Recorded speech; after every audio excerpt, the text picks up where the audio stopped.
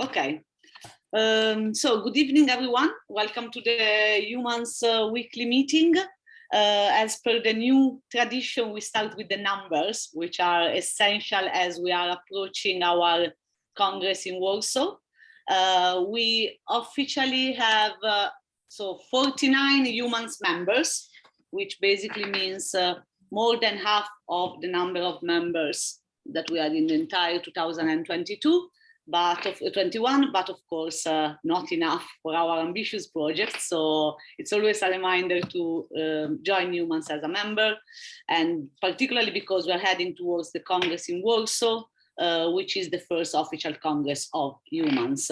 For the Congress, we have 23 registered participants.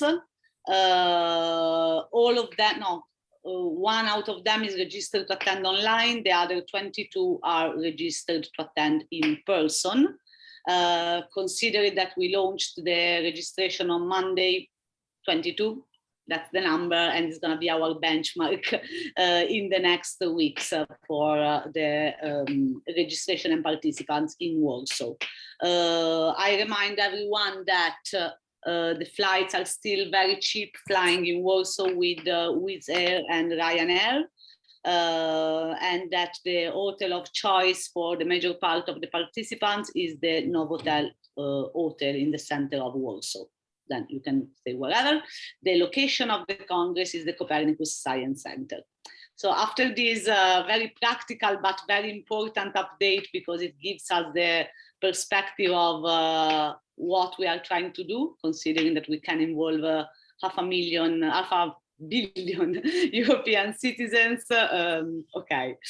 So tonight we take the steps that we started last Thursday on the political objective on the Congress, and we try to deep dive a little bit into the objectives in itself, but I think also always with in mind the reflection between the political goals in terms of the democracy, sustainability and freedom, and the activation of instruments of participatory democracy that of course needs to be used but also strengthened in themselves. In the convocation email of tonight, I pointed out three elements of the European debate at this stage that I think are important for us to have awareness of the context that is happening around us and the context on which our objectives inject.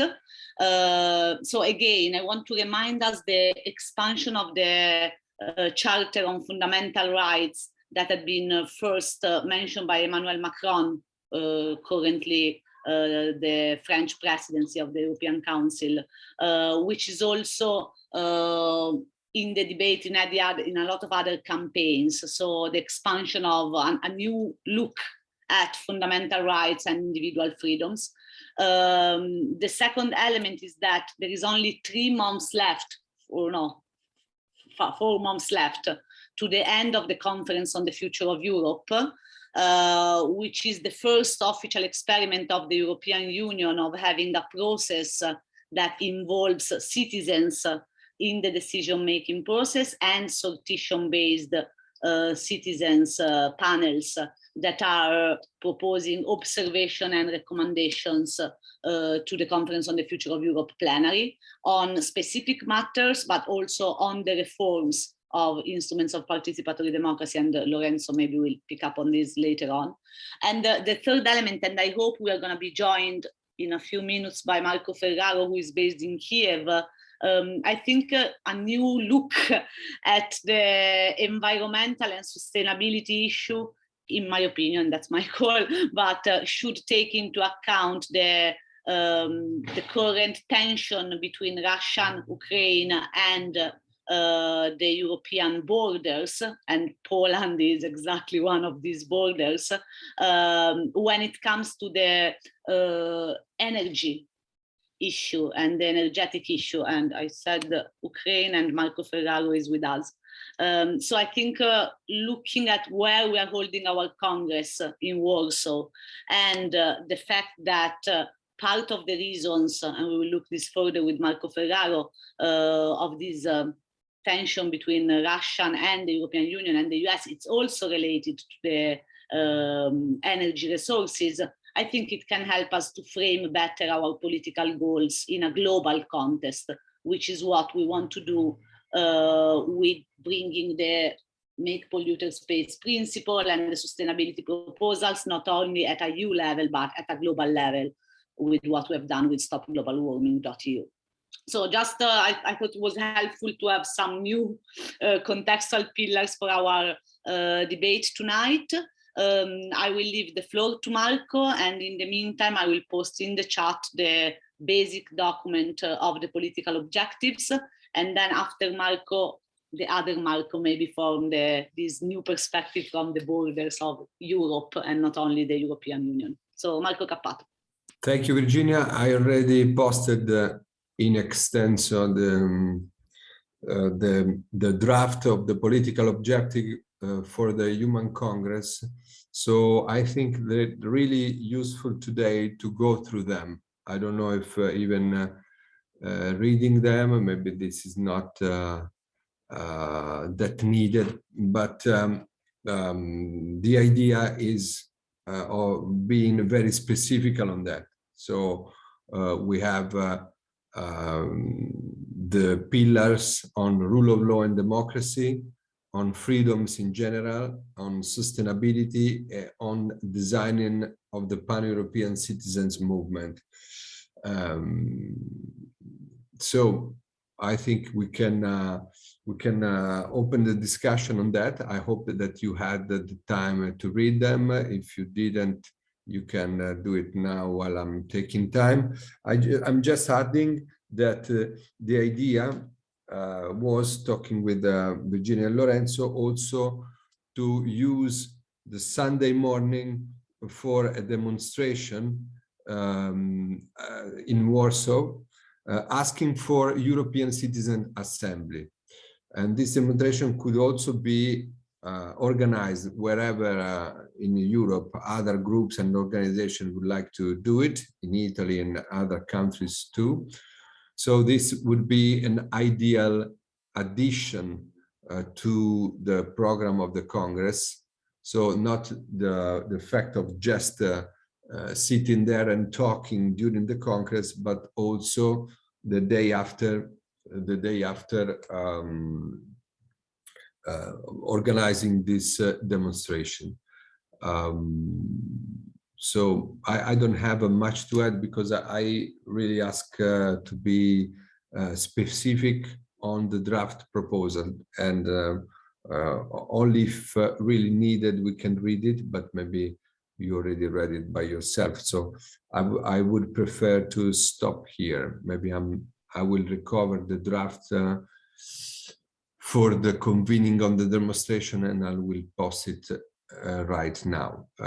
Ciao Marco, welcome, of course, and everybody welcome too. Thank you, Marco Cappato.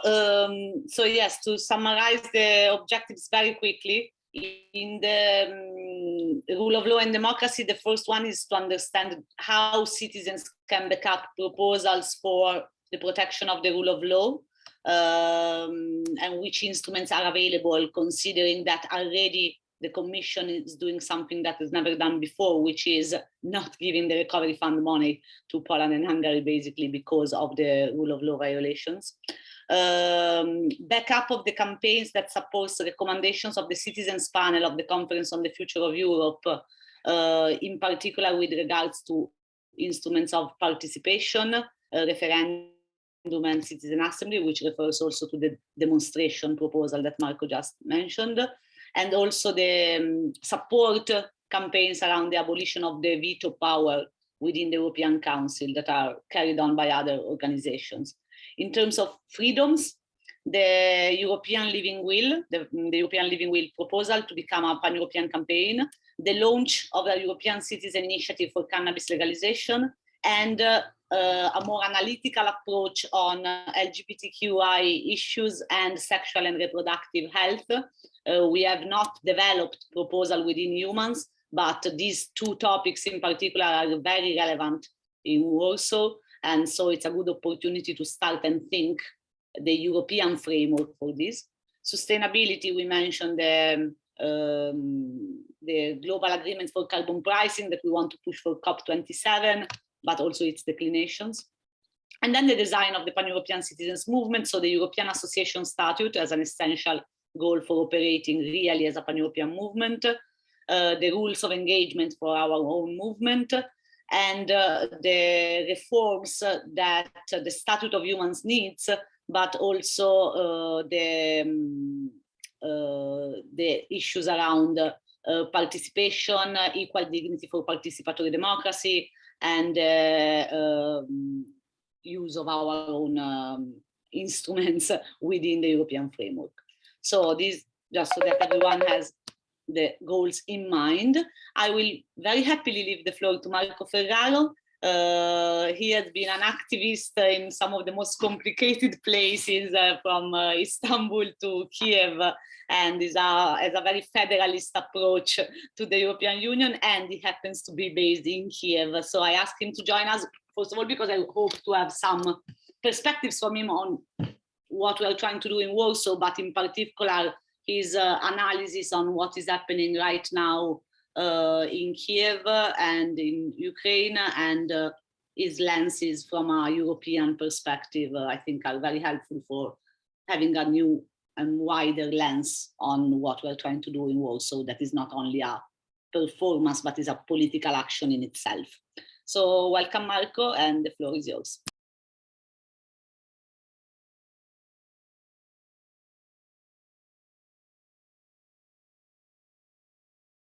Non ti sentiamo? We cannot hear you. Vai. Mi sentite bene? Yes. Can you hear me? Thank you, Virginia. Thank you, Marco, for introducing me. For those who do not know me, my name is Marco Ferraro. I have not checked who is here and who is not, so I don't know who is here. So that's why I said maybe people don't know. I don't know how big a group we are, so that's why I made this customary introduction. I know Virginia and Marco for a long time. We have shared some initiatives in the past. At the moment, I am based in Kiev. I've been working here for a number of years. I am working here for an international organization, of which I'm not saying the name for many reasons. One being that there is the well-known security situation and security threats going on right now. My area of work is human rights, so I would say that I have direct experience of what the situation in the country is. I have not been following EUMANS recently, so I don't want to speak too much with the risk of being off track, and I will just say a few things, and then perhaps better that I leave the floor to questions. It will also help me to direct maybe the information that I can provide you, or the views that I can provide. But as a kind of context, well, I think the context is well known. It's certainly public, but I will just recap that this country, Ukraine, has had what the Ukrainians call the Revolution of Dignity in 2014, which for Ukrainians was a moment of national awakening. They considered it somehow it has been considered as a kind of decolonization moment for the Ukrainian people. And there has been lots of, and there is also currently lots of disinformation flowing into Italian media and Western media, which mostly comes from the Kremlin. That seeks to spread confusion about what is happening here. And this happened 7 years ago, and it is happening right now. So 7 years ago, when the revolution of Maidan happened, probably you may remember that there were news about a fascist coup in Kiev, which obviously was not the case at the time. In Maidan, most of the people that were there, they were normal people. Those that had more political inclinations, many of them were activists for human rights. There were many LGBT groups. There were also, of course, people with right-wing ideas, as it is the case in any European country. You will find right-wing people if you walk in the street. But this does not mean that it was what the Russian disinformation claimed to be. Today, for the past 7 years, the country has been under. We speak on Italian media and European media. We often speak about whether. We speak about whether Russia will invade Ukraine, but the fact is that Russia has already invaded Ukraine. There is an invasion in Ukraine currently going on. Today I was reading a news about the fact that currently there are on Ukrainian territory about 50,000 Russian soldiers stationed in Crimea and in the Donbas, which are the parts of Ukraine which Russia has annexed Crimea and de facto occupied the Donbas. The Donbas is a part of the camp. I remember that also Virginia maybe wants me to say something about energy. It's not my area of specialty, but I will also say something about that in a couple of minutes.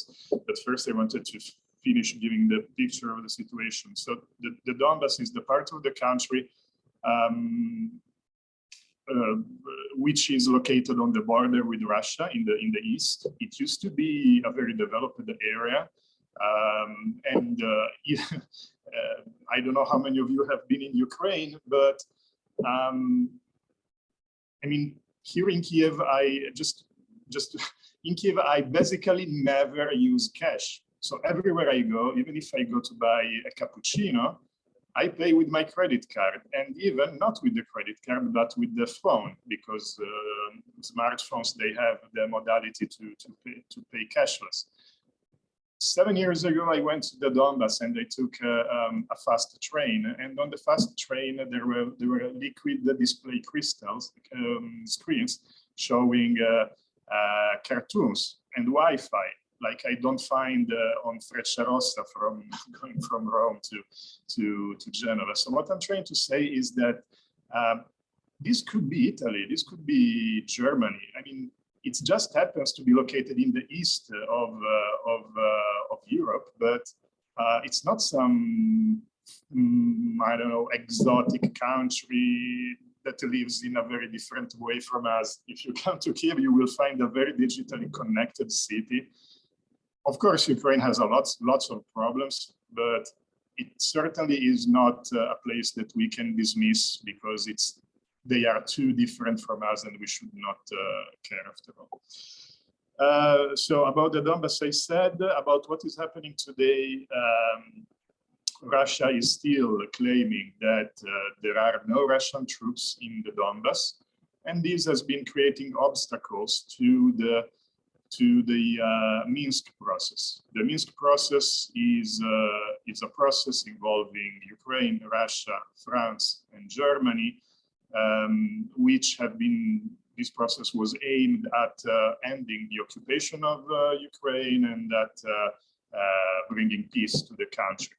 This process is not making progress, mostly because one of the elements of a roadmap that was established in Minsk, before Minsk became itself a place subject to Russian destabilization, one of the elements of the roadmap of Minsk was asking Russia to withdraw its troops as a precondition for then other steps, including local elections and other things. But Russia cannot withdraw troops from the Donbas because Russia said, well, we don't have troops in the Donbas. What do you want us to withdraw? And so the process of Minsk is going nowhere. And it has been like this for the past 7 years. So it's been 7 years that Russia says we don't have troops in Ukraine. And So this is the precedent of, I would say, state propaganda that now produces the current situation, which for some reason has become very popular on Western media, and it's a good thing because at least the country is receiving some attention. This situation where the current situation is again a moment of crisis of state propaganda coming from the Kremlin. About energy, yeah, I have something to say, not much, but I have been hearing my voice talking for several minutes, and I'm tired of that. I think it must be the same. I suspect it must be the same also for others. So I think I will stop here, and maybe if there are questions, I will answer. Thank you, Marco. I only have one question, which is from a Federalist perspective, and you are a proud Federalist, I would say, from the border of Europe, from the border of the European Union. How do you see like the role of the European Union, the rule of law issue, the democracy issue, like, because these countries that you are mentioning are also not very famous for their democratic kind of stand. So I don't know if you have some consideration that are more related to what also our Congress aims to do in Warsaw in terms of rule of law, democracy, protection of human rights, and things like that. Just if you have some thoughts. Well,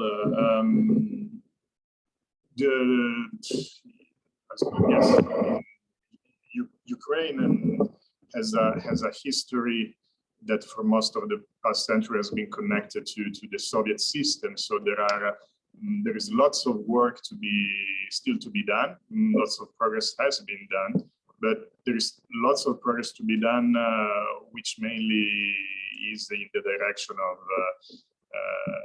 establishing a mechanism for individuals to be able to support their rights in front of a court.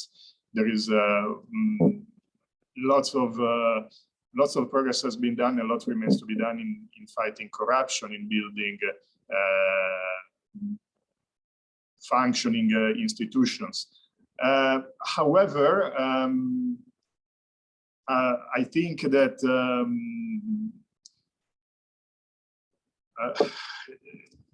Ukraine is a place where we have seen democracy working. For the past 30 years, we have seen governments changing in peaceful ways, what is called the peaceful transitions of power. It happened almost every time, apart from the Maidan case, which ended up in a revolution. There is a very vibrant civil society. I am astonished by how much civil society is capable of achieving here, and I think that what the activists here do sets examples for even what we could achieve in Italy or in other parts of Europe.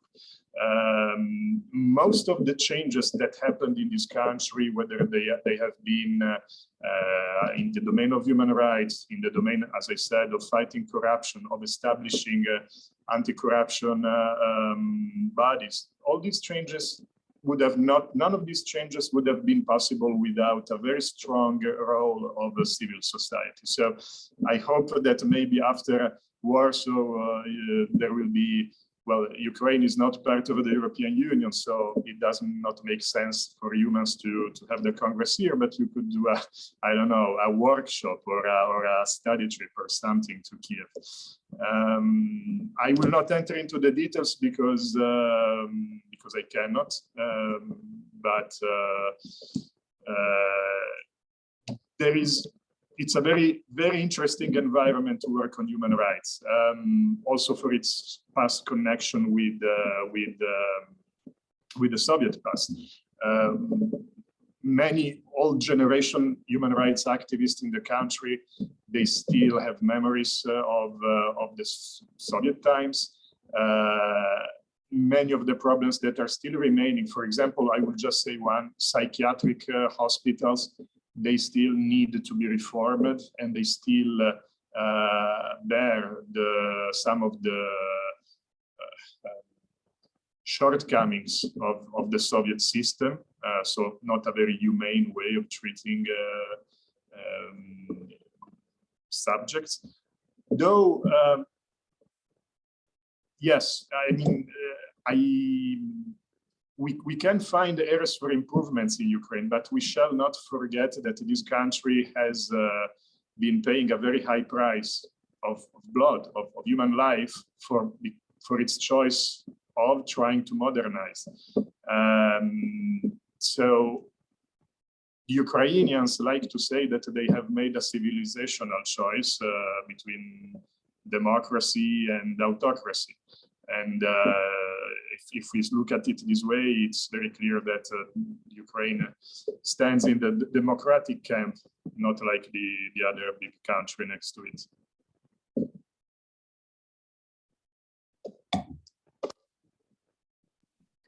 Thank you, Marco. Another issue, maybe it's the issue of minority rights, as in the case of LGBT rights, where this country has been making significant progress in recent years, embarking on a route of tolerance and of inclusion that creates a very strong division between Ukraine and Russia on this aspect. So I'll just say on this that, for example, talking once again about disinformation, one of the key Kremlin anti-European elements of propaganda is portraying Europe as corrupting Ukraine with gay propaganda. So this is the type of propaganda that the Kremlin tries to leverage to sow discord. Thank you, Marco. I know it might sound particular, the fact that we are talking, not to Marco, but to all of us, this perspective in the context of the very specific goals that we read through for the Congress. But I think really, and the more we prepare for it, we need to understand the role of Poland as a border country, and also the migrant issue on one side, and also these experiences of civil rights activism and civil society movements that I think can and should inspire also when we think about which type of people we want to involve in the Congress and in the actions that will come after that. I hope Marco can stay with us. I see a hand from Michele Minieri and then Lorenzo Mineo.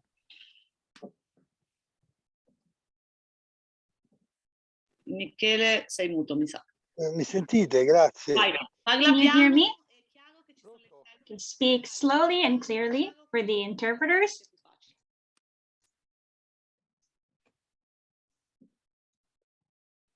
Allora, mi sentite? Can you hear me? Yes.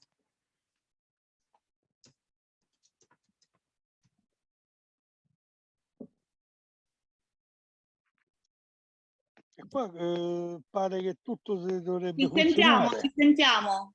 We can hear you. Scusa, mi sentite? Can you hear me?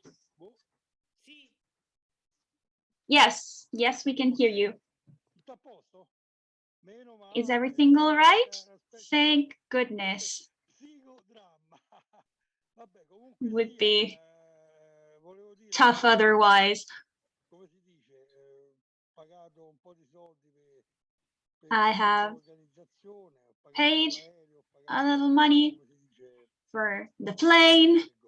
for the hotel.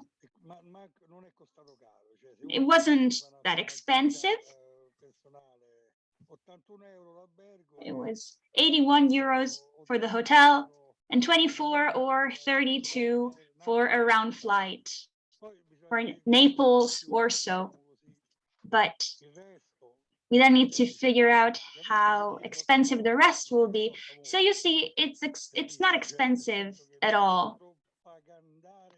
And that's what we need to advertise. We need to advertise the chance to come to Warsaw. So, about what Ferraro said, just for starters, I would like to say that that's a little strange. There were two victims, two radicals who died against the Soviet Union, like who were killed by the Soviet Union. So Mr. Ferraro must see. So per quello che fa, però insomma non è che al 100% la questione è risolvibile. This issue cannot be solved 100% when talking just about Ukraine versus Russia, or it's impossible not to support the Ukraine, but the Ukraine itself should try to be more Western, be willing to be more Western, and Russia should be willing to be more democratic. I think this is a disaster, and we are being blackmailed, essentially. We are in the mouth of the lions because of energy. We're being blackmailed thanks to energy.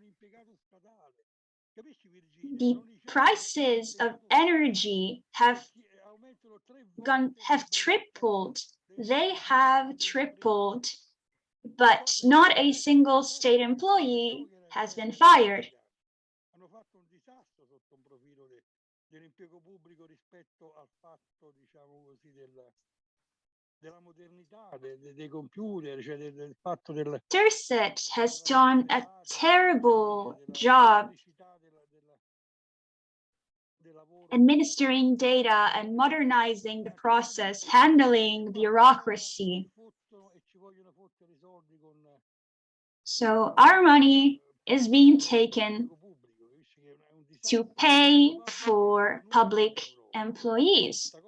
And I think what happens in Italy is unique in Europe. Electricity bills have doubled and tripled. And that means that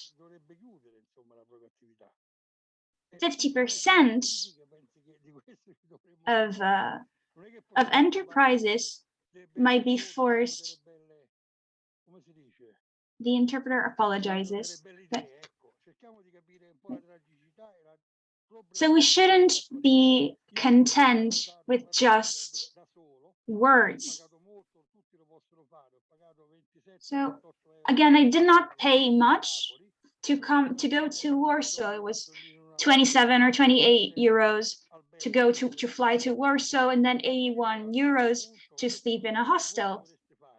And I think this is what you should do. You should advertise the chance to only spend a little money, and then we can meet in Warsaw.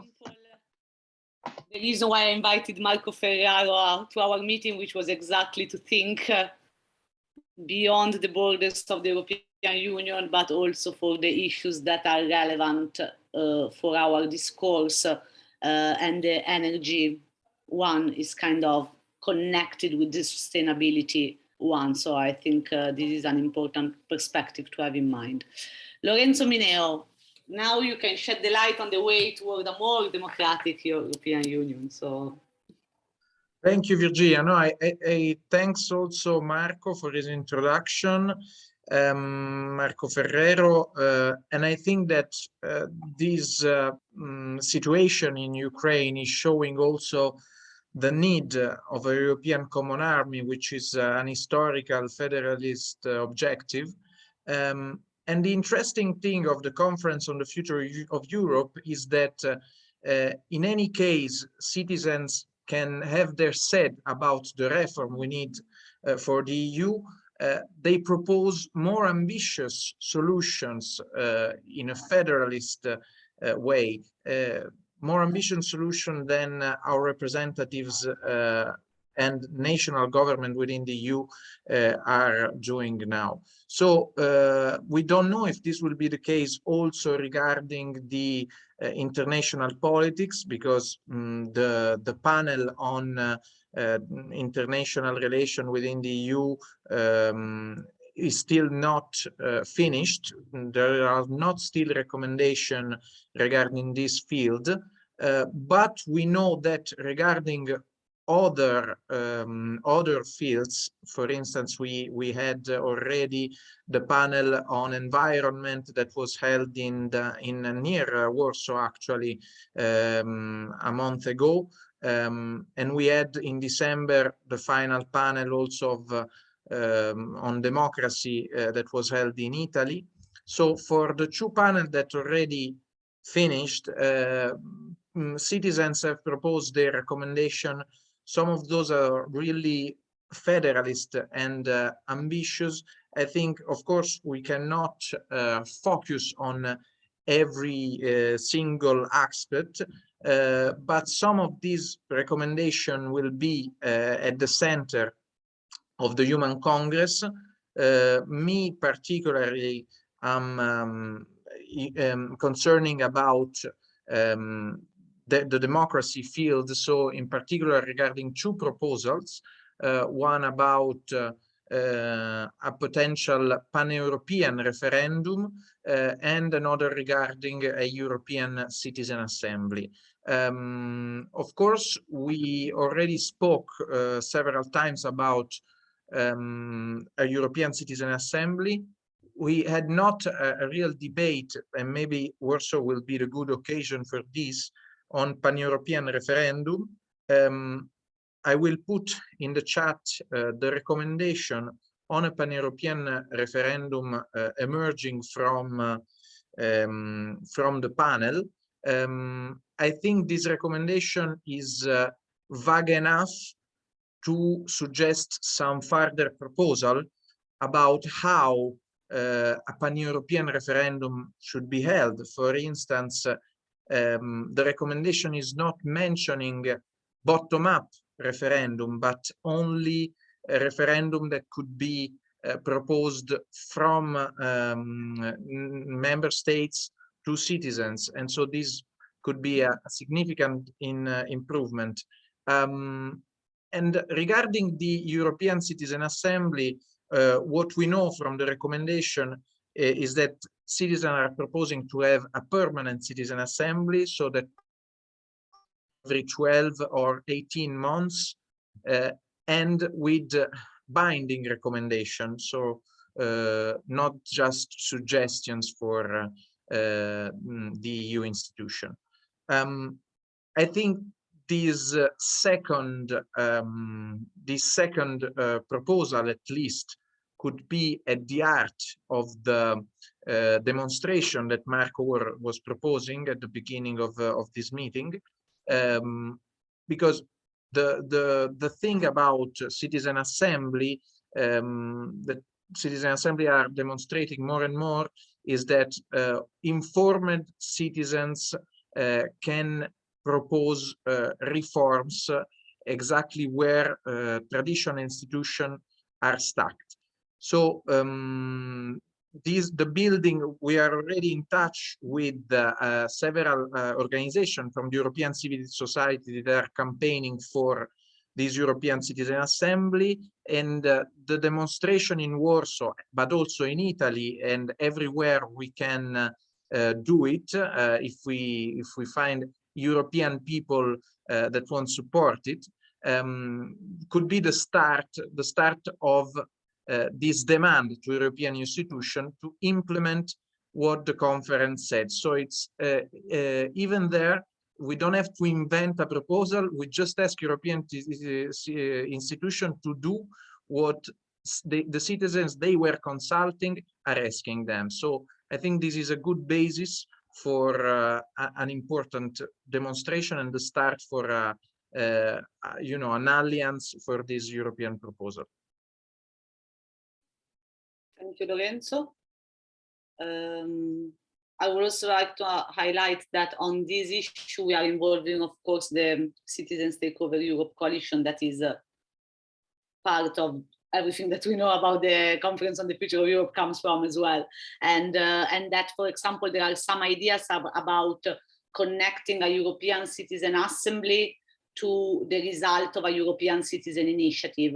One of the issues that we know with the European Citizen Initiative is that it's not binding, that the follow-up might be very weak, etc., etc. So the idea of trying to say that if you achieve the 1 million signatures, you deserve at least a European Citizen Assembly could be also a way to strengthen the previous instrument, which is the European Citizen Initiative. So I think when we think about the goals of the Congress and what we want as an output, it's important that we see the line between the instruments and the goals that we want to achieve. I don't know if I don't see anyone else, but I know Sibilla wanted to say something. So Sibilla, if you want, I already give you the floor. Or alternatively, just raise your hands or add a comment in the chat.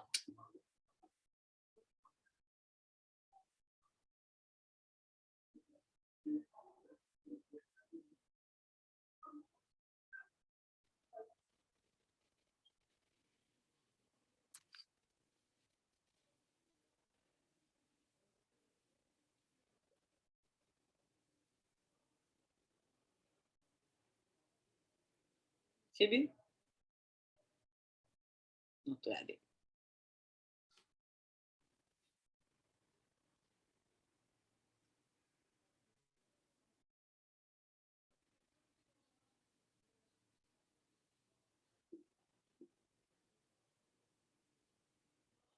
One second.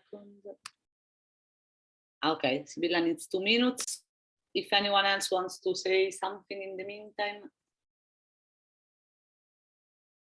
or elaborate on the ideas shared so far.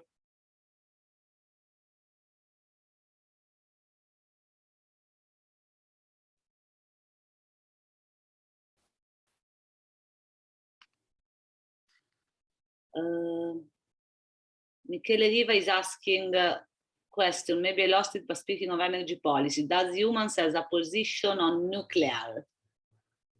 President. Well, Michele, first of all, as a methodological point, our scope is not to have a position, is to select some initiatives. So I turn the question in, do you have any initiative on nuclear? The answer is no, we don't have.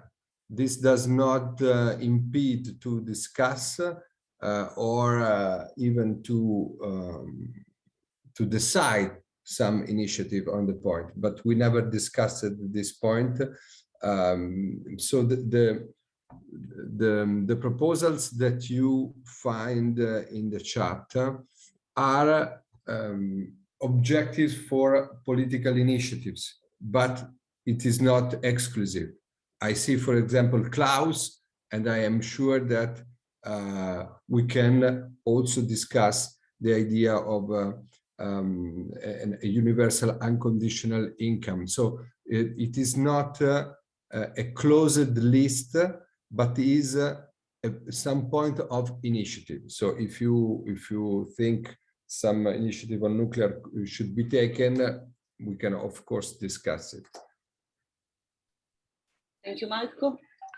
Actually, for Klaus, I don't know if today you want to share some consideration or as we approach the Congress, but I think rather than, I'm super happy that we can have the team of the Unconditional Basic Income Initiative at the Congress. I think what it will be interesting is to try to not have it as an isolated thing that will be said, but maybe to try and given the objectives to try to nuance it, I don't know, like, because it can be the support in the methodology as we did with the EU Sign Day, so in like increasing the information on the initiative, but I think it will be interesting maybe to start to have a intellectual political debate on different forms or new forms of fiscality in relation to sustainability, for example, or like, I don't know, now I'm not ready on the topic specifically, or like the impact of the unconditional basic income together with the ecological transition, the investments. I know from Andrea Salimbeni that there are a few research on the topic, but I think maybe we can use this week as we prepare to the Congress to try to include the unconditional basic income, first of all, debate, of course, because not all of the humans might agree with that, but the spirit and the rationale behind that within the framework so that all the dots are connected somehow. Do you want to react on this? Please. Yes, certainly I understand you, and I will bring this message which you have just given to Ronald Blaschke, because he is the people from our team which will be at least virtual in Warsaw. And I personally cannot, and that is, I only can perhaps virtual, I don't know. But nevertheless, just before you have spoken about atomic problems, yes, and I want to give you the information. I don't know if you know it already. Austria is completely against greenwashing atomic, and have given to the European European rights, and I don't know the word in Anklage. Because they are of the opinion the EU have done something what they have not to do, and and they want to stop the discussion of greenwashing atomic until the European no, not I don't know the European Gericht. German, we are not ready. Commission, Parliament, Yeah. Council. No. Okay, Court of Justice. We are yeah, exactly. Because they want to stop until they have decided if the EU has the right to do something wrong. Okay, so only a short information from Austria and for that topic. Yes. Thank you. Thank you, Klaus. Andreas is Austrian, and I saw him among the registered participants for the Congress. Sorry for the outing. So welcome, Andreas. And yes, this issue of the court reminds me that there is also a court that is regarding a mine on the borders of Poland that should be closed, and it's not. And so there is a bit of debate. So maybe the role of courts within the context of the environmental issues it's another angle also for discussion on the Congress.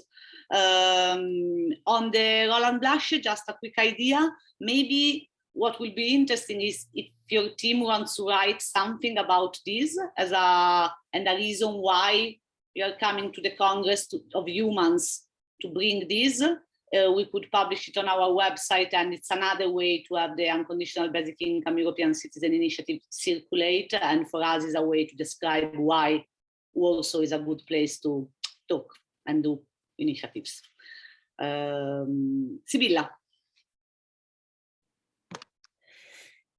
Buonasera a tutti, scusatemi. Good evening, everyone. I'm sorry for being late, but I did my homework.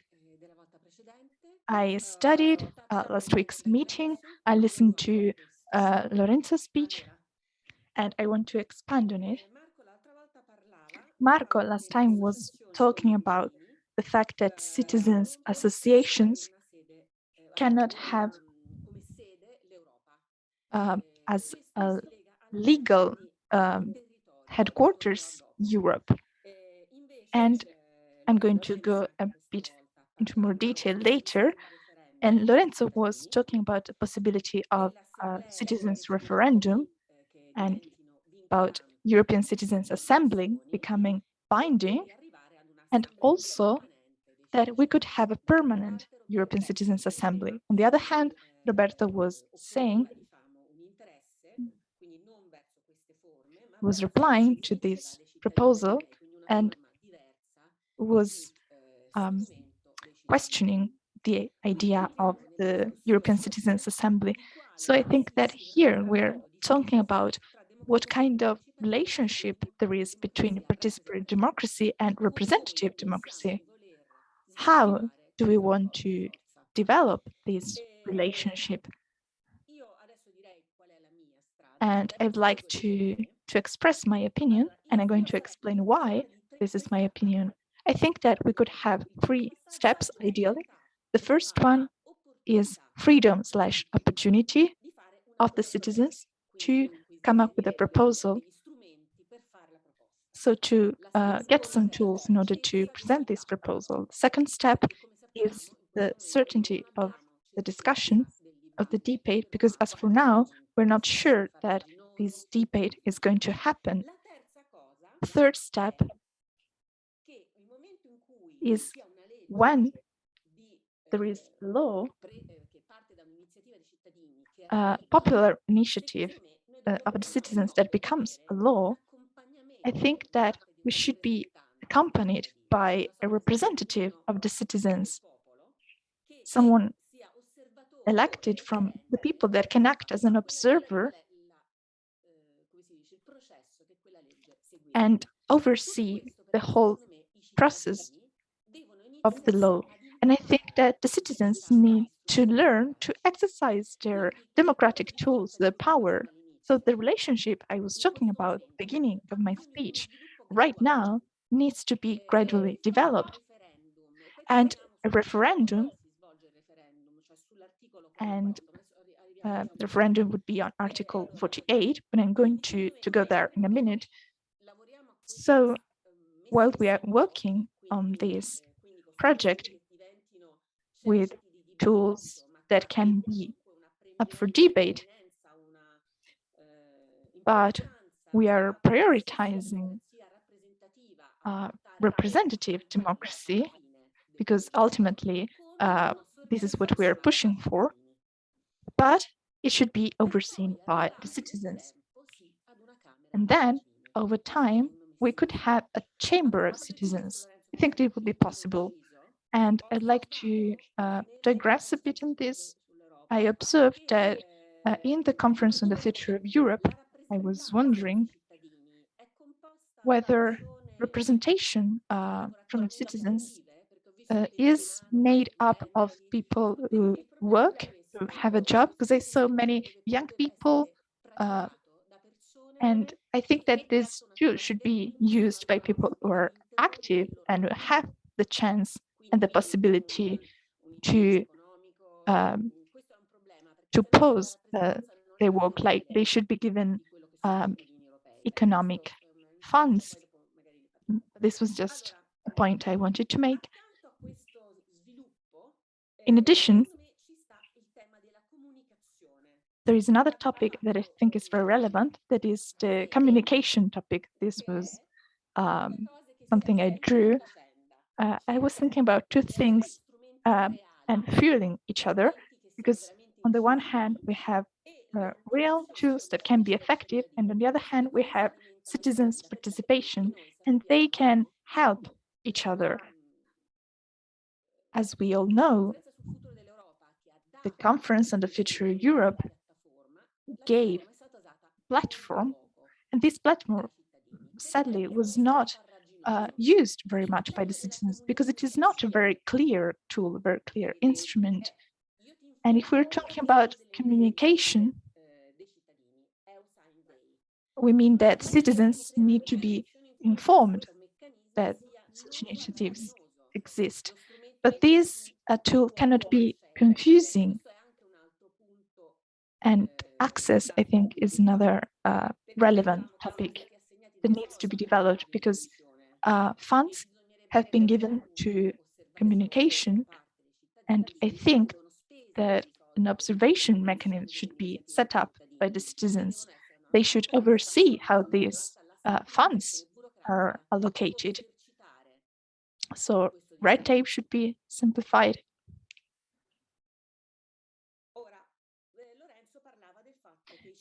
Now, Lorenzo was talking about the fact that citizens could help develop a very difficult topic, which is Article 48, meaning that there needs to be unanimity at the Council. Citizens could help Parliament to try to bring this topic to the table. But I think that a referendum on this topic, I don't think now is the right time to hold it, because it is a too technical topic, and European citizens, and we know it very well because we done a survey, and we know for sure that citizens do not know enough about these mechanisms. They are not aware of the problem. This lack of unanimity in European policy, and I think that this should be a citizens' assembly that should be supported by a group of virtuous citizens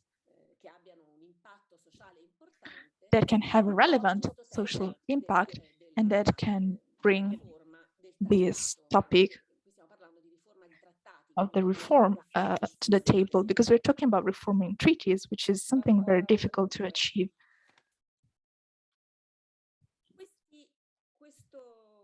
So,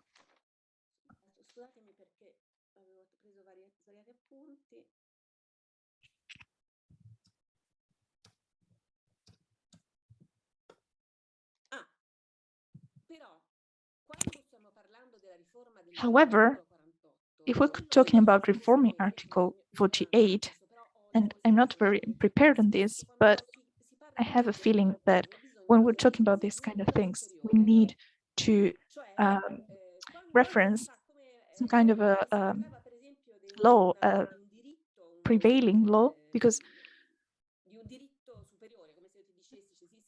like a higher level law, because this could be the key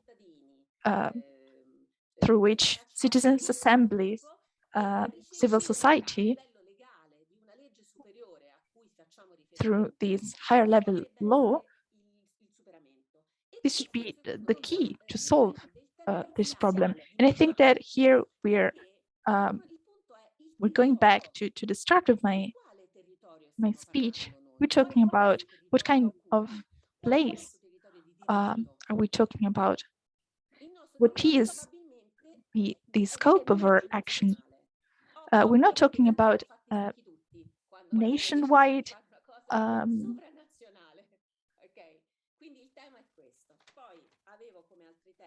and I had many other topics as well.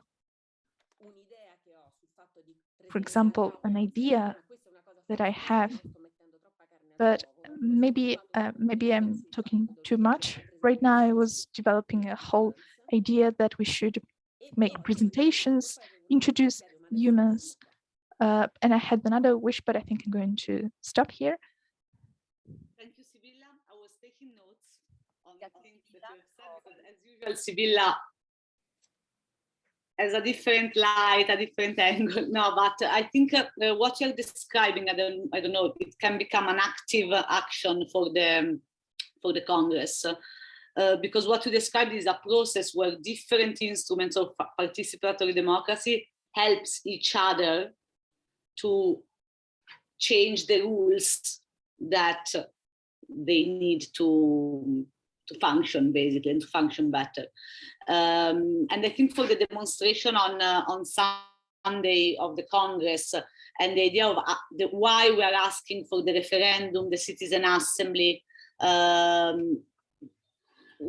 think we can build up on that, because also one of the ideas that we developed with Lorenzo and the Citizen Takeover Coalition is to have an open letter signed by different European organizations on why this idea that came from the Conference on the Future of Europe should become instruments of the European Union officially, and also the fact that for some of these, they could be implemented now if they only want. for others, there is the need of a reform of the treaty, which is the functioning of the European Union determination. And so the idea is to have multiple initiatives, I mean, among the European civil society. So I think our demonstration on the Sunday of the Warsaw Congress, asking for the first two instruments, can be a way to mobilize and bottom up the process. So I don't know if Lorenzo, maybe Sibilla can be a good partner for writing the open letter and to work on the panel and so. Thank you. Thank you very much. Okay, it's 7, so I don't know if there are other things. Otherwise, I want to react to what Andreas wrote in the chat, unless Andreas, you want to speak and say the same thing loudly. Otherwise, raise your hands, write in the chat if you have a comment. So.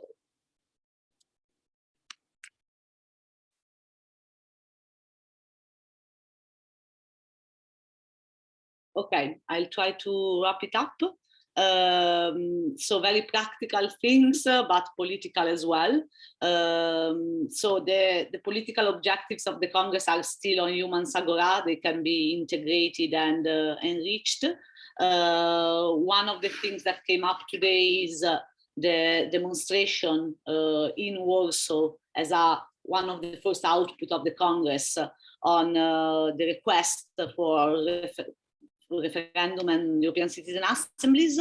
And also, let's remember that the session in the Sunday afternoon of the Congress is entirely dedicated on this topic. So the idea is to build up around these pillars a quality debate with activists and citizens that are involved in the topic to do two things: understand the instruments and how they can be improved, understand how they can become available for the EUMANS initiatives, so how we can attach our political goals to the instruments, a bit as we did with Stop Global Warming. And third, to campaign around that and build the campaigns. So that's the first pillar. The second one is that Klaus will involve the Unconditional Basic Income group around integrating a bit their intervention during the Congress into the political goals, and potentially write an article on your own participation, also as a way for us to describe the opportunity. And third, we welcome Andreas from Vienna Goes Europe. He said that their organization is advocate for rule of law issues and also support and cooperate with Ukrainian and Belarusian communities, and that they're interested in bottom-up democracy initiatives, even thinking about a delegation from Vienna and Warsaw. So we encourage the delegation, but maybe, Andreas, you should have access also to the forum and the Slack channel. And if you haven't, we give you the details. I think the rule of law and democracy matter is an important one that we're working on. So if you want to share some ideas and people that could join the debate on how citizens can protect the rule of law, this is a very clear need for the Congress and something that you can concretely work on. I don't have any other summary and comments, but unless Marco wants to say something. I just hope that Andreas and his group could come to Warsaw. That would be physically, that would be very important. And I thank you also for the discussion of today. Have a good evening and see you next Thursday when we talk about the statute of EUMANS and our own rules. Ciao.